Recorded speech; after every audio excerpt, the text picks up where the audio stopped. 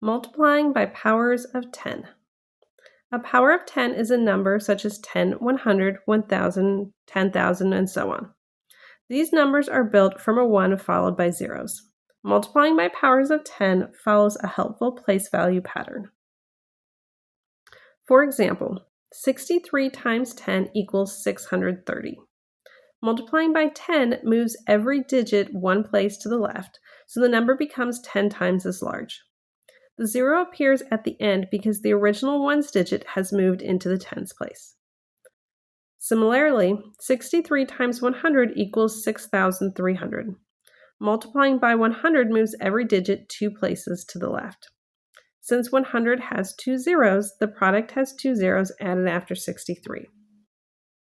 It is common to describe this as adding zeros, but the deeper reason is place value.